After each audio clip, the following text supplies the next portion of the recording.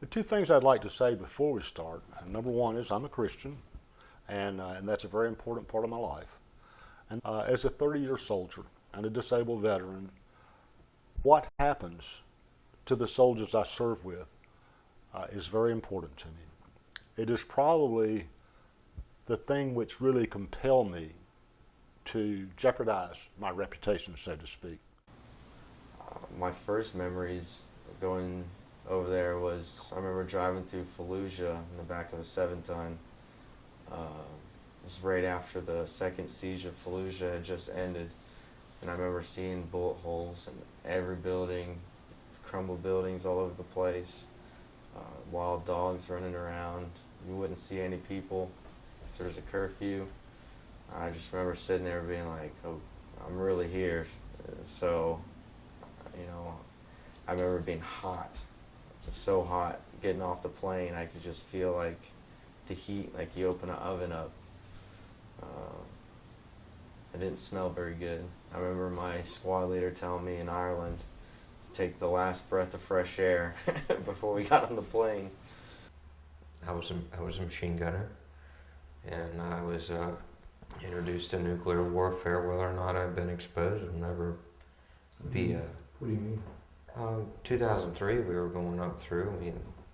We're not training anymore. I would hope that they tell us to button up. I'm putting a mask on.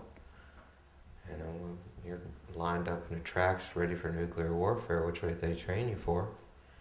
They say button up, button up. They don't ever tell us what detonated, but luckily you hear some word that gives you hope that we do have air superiority and we blew them out of the sky. And never had a chance to operate or detonate or become as deadly or where we needed a changeover of some awful stuff that got contaminated in an area. I wouldn't know. I was buttoned up and we traveled through. If we go back to Vietnam and a young helicopter pilot who was very close to the medics, I was offered cannabis by the division flight surgeon. And at first I thought it was kind of a joke, and he stuck his pipe on and I said, "Hey doc, that's grass." Well, gradually what I found was that every night when you got together in the big circle and we passed a joint around, there was a certain calmness. And if you've never been in a war zone, it's a 24/7 job. Every day is exactly the same. And so when you have one moment of the day when you can stop just for a second and you can do something like pass a joint around and you can have the camaraderie, and as long as there's not a rocket attack, for one time during the day you can forget about the war. And maybe that's what forgetting does in the cannabis. I don't know. All I know is that for that one session, it provided tremendous relief that at the time I didn't really recognize. I understand you were injured over there, weren't you? I didn't receive any wounds, but I did sustain an IED explosion to my vehicle. How'd that happen? We were driving down Route Mobile. It was on my second deployment, and it was still dark, and we run no lights on our vehicles, just the IR lights with MVGs. And there's an army convoy on the other lane heading towards us, and they always run white light. So they have like 18 lights literally on the front of the front vehicle so they can see any IEDs, because they're more going from base to base. Whereas we're patrolling to try to catch the guy putting the IED in. Well, when the vehicles come, it's hard to see with your MVGs, it kind of whites them out. So we came to like an idle speed while they passed, which was what we would normally do. And we didn't see an MRE sleeve in the middle of the road. What is that? Meal ready to eat. It's like what you get issued for food over there when you're in the field. Somebody, I guess, didn't police their trash up, so they'll use that stuff to put things in. Oh, really? So they filled it up with like 20 to 40 pounds of C4, and they use these pieces of metal that have spacers in between them, so that way when the tire rolls over it, the metal connects and it detonates. That way I don't have to be around to detonate it on us. They can just leave it and forget it. I see. And that's what happened to you. You drew, your vehicle drove over the top of one of these. Right. What happened then? I don't really. I just remember seeing a flash. I remember yelling. I remember yelling "fuck" really loud, just because it scared the shit out of me. There's like between the flash and me, I guess, yelling. I don't really remember in between that. I just remember looking up and there being dust everywhere, and going to get out of the vehicle, and our tires were gone in the front, so we sat a lot lower, and I fell out of the vehicle, and then I remember turning around and look at the vehicle, and from the windshield forward, where the engine used to be, was gone, and you could just see debris all around. No, the radiation, I wouldn't doubt we was all exposed to any radiation. There's tanks fired all around us, and that's depleted uranium. You know, you signed up to go and fight for a cause, or even, you know, just to put your foot on line, you know, amongst many. You'd like to think everybody's, you know, on a mission from whatever they believe to be right. This is the front. And I've been fortunate enough to serve with a lot of great guys that, you know, we all talked about great times at home before, whether or not we smoked or not, but there's people I know now that I wish I could smoke with, you know, and reminisce sometimes that we have all been here to serve for some reason, and a gathering is needed.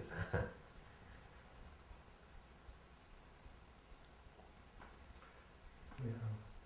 All those the experiences you had over there, it's kind of tough coming back and being here again. This kind of world. Yeah, I'm not afraid to cry. Fucking better man for it. Yeah, man. Yeah, but you can't experience the things that you experience not. Sure. We're not all meant to see certain things. I believe that. I came back to the States and I was recruited by the National Guard because of my Cobra experience. I entered the National Guard and I spent 18 years. And so I got to know a lot of the soldiers, but I did not use cannabis. I was at the mercy of the doctors who were feeding me Vioxx, Celebrex, sleeping pills, and all sorts of things to deal with my condition from the war. I say deal with my condition from the war because I led a successful life for the most part. But when the war in Iraq and the war in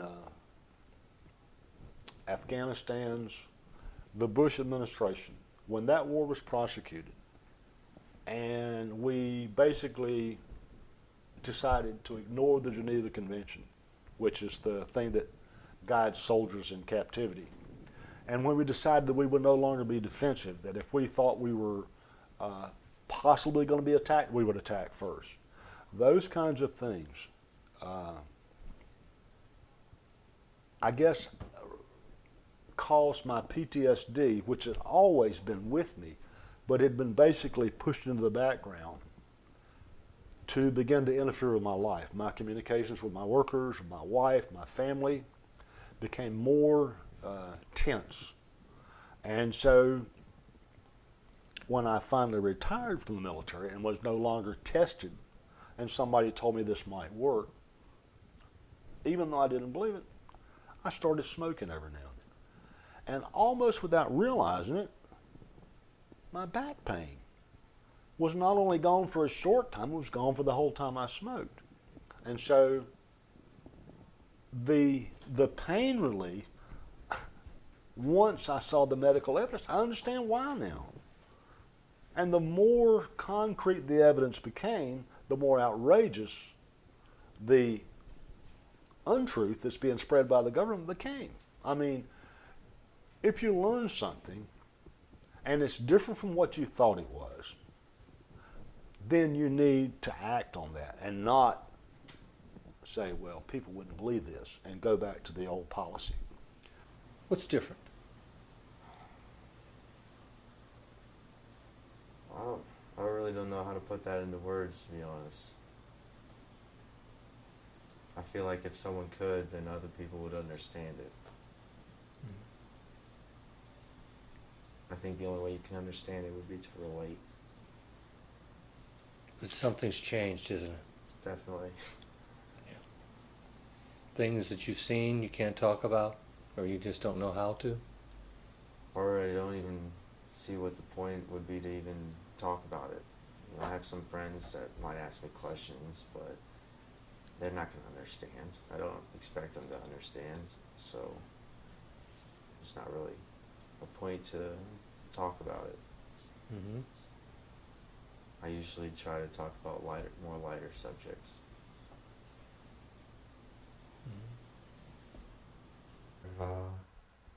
You have happiness, you have comfort. I have my own breath that I'm aware of, and here and now I don't need to venture out further than there.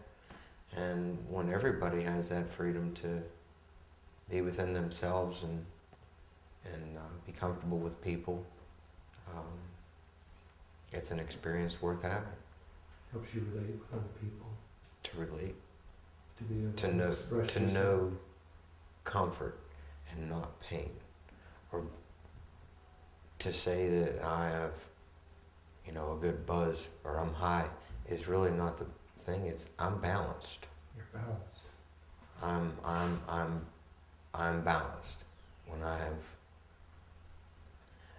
intake, any which way that it comes. And I'm learning that there's other alternatives which would be great for people that are afraid of smoking marijuana.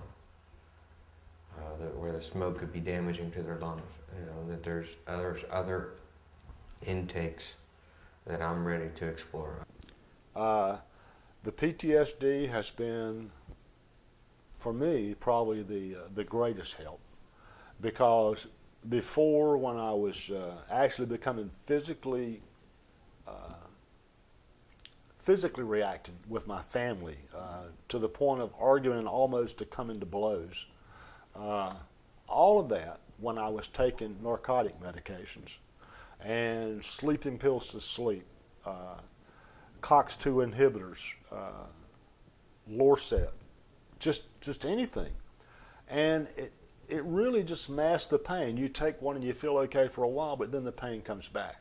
With the cannabis, it's different. It's like you're able to reprocess memories, and you begin to understand that, look, everybody's this way.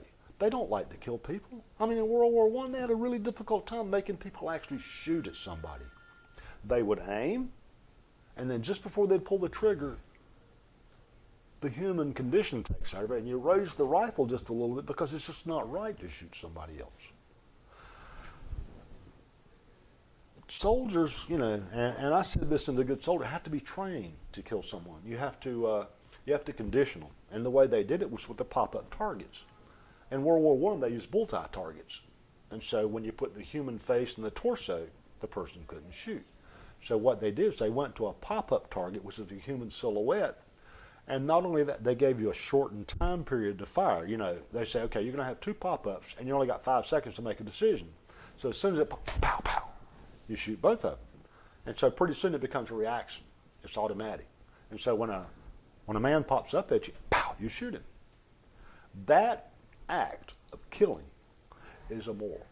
I don't care what reason it's done for. If it's a policeman shooting a robber, if it's a soldier shooting another soldier, it causes harm to the brain, because you know in your heart it is not right to kill another human being. And yet you have to be conditioned to do that, and then you have to be conditioned to put up with it. Look what we have in Afghanistan and Iraq right now. We have soldiers coming back by the thousands whose brains are screwed up because they've been asked to kill people. They've been asked to kill women and children Because sometimes in a war, things get so screwed up. So look, you either kill the child or the child kills you. And so I don't care how you package that, it causes problems. And if smoking a joint can relieve that problem, when I asked the Democrat, I said, look, if I tell you that it makes me feel better after what I've been through, that should be enough. But no, you wanted medical evidence. When the medical evidence came out supporting the use of cannabis for a number of conditions, chronic pain, PTSD in New Mexico, all I had to do was look at myself. How am I coping now with my family, and how was I coping on the narcotics? There is no comparison, none. The only thing I suffer now is rage because of the truth that is not being, it should be broadcast from the top of the mountain. Hey, this can make a soldier feel better. No, we prefer to put him in jail.